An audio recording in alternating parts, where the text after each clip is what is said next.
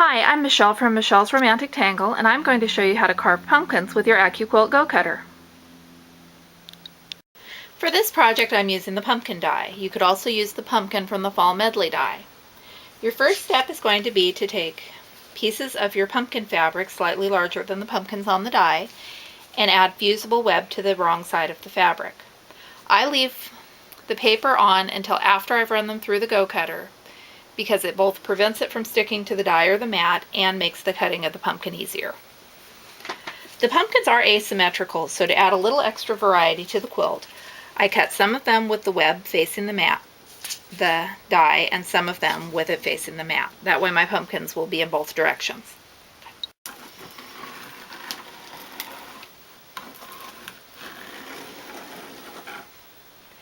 Once you've run your pumpkins through the cutter, it's time for the fun part.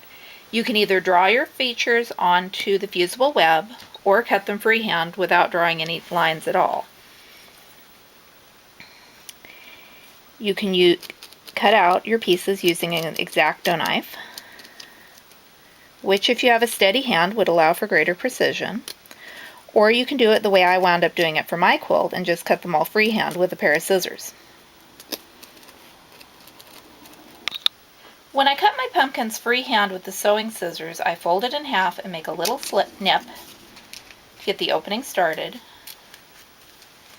and then just go ahead to cut around and make whatever shape I want for my eye or nose or mouth.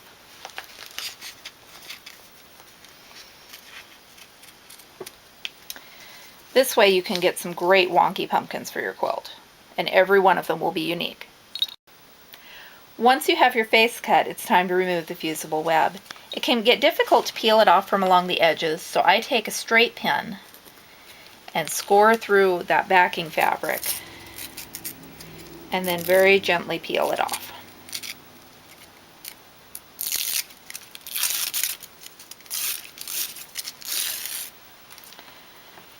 To make the light in my pumpkin, I cut a yellow piece of fabric just large enough to cover the features on the pumpkin, lay it on my background fabric behind the pumpkin.